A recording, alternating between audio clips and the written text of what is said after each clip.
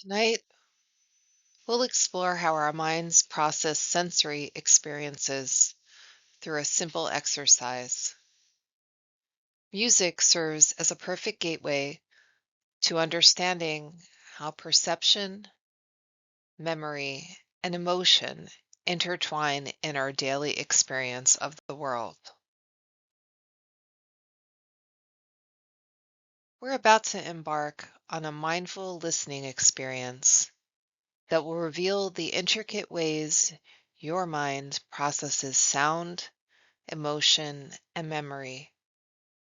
This isn't about musical appreciation, it's about discovering the unique lens through which you experience the world.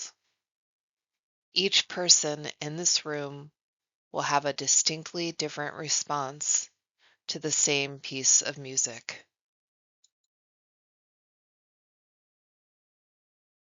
Settle in to a comfortable position. Allow your shoulders to soften and your breathing to find its natural rhythm. There's no right way to sit, just what feels supportive for you in this moment. Gently close your eyes or soften your gaze downward. Notice any sounds already present in the room. Then let your attention become spacious and receptive, like a calm lake ready to reflect whatever appears. Whatever arises, emotions, memories, physical sensations, or images, welcome it all with gentle curiosity. There are no wrong responses, only honest ones. Take a moment to settle in completely. In a few seconds, we'll begin our 2 to 3 minute musical journey together. Allow whatever wants to emerge in your awareness to simply be there without judgment or analysis. You've just taken part in a mindful listening exercise. Before we analyze, notice what arose for you. What emotions came forward? What images or colors appeared in your mind? What sensations did you notice in your body? These reactions are important because they show us how sound is processed, not just by the ear, but by memory, context, and the nervous system. In trauma work, the same piece of music might soothe one client while overwhelming another. As counselors and therapists, we must hold space for this variability. It's part of understanding the client's lived sensory world. Our bodies are constantly giving us information. Maybe you noticed your shoulders dropping, your breathing slowing down, or maybe you felt tension instead. This is your interoceptive system, the way we sense what's happening inside. Trauma can disrupt this process, so individuals may feel either numb or flooded by internal sensations.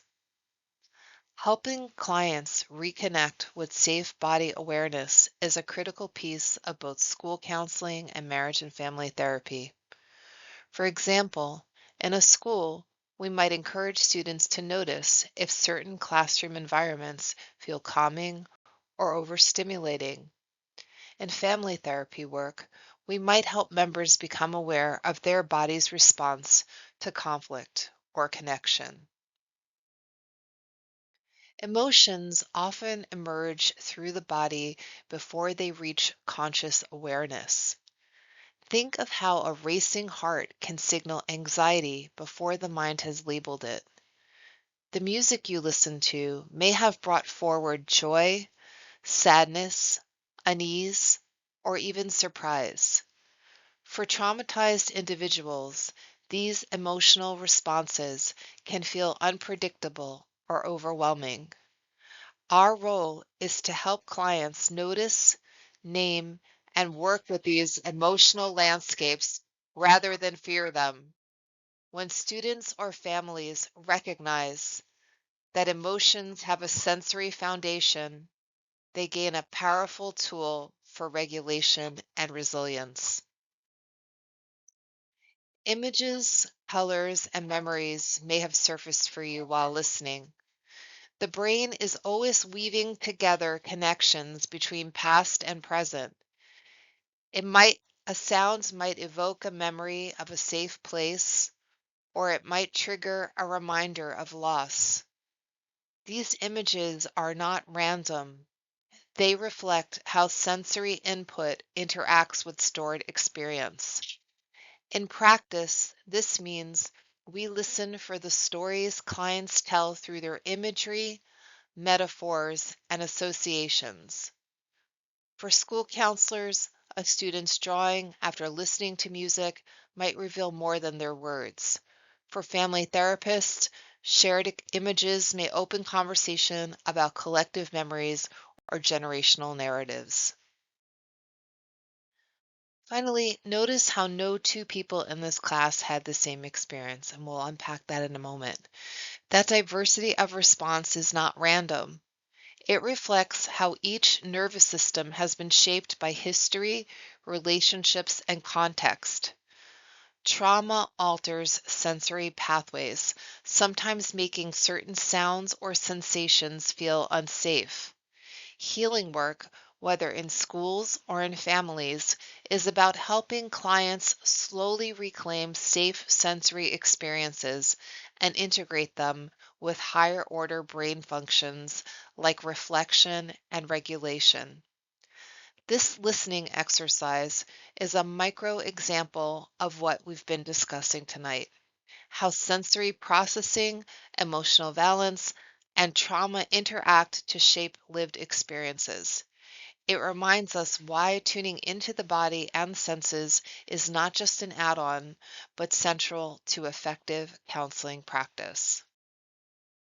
As we close, think about how this simple act of mindful listening ties back to the bigger framework we've been working with tonight. What you experienced traveled through the same pathways we discussed earlier, from the survival's brain's first arousal responses, through the emotional brain where valence is assigned, up into the reflexive brain where meaning is made. Trauma disrupts this flow, creating loops of hyperarousal or shutdown, but intentional practices like mindful listening help re-engage those pathways, allowing the reflexive brain to reconnect with the survival brain and bring regulation back online. For us as counselors and therapists, whether in schools or with families, this reminds us that healing isn't only cognitive. It begins with safe sensory experiences that re anchor clients in their bodies and open the door for deeper emotional and relational work.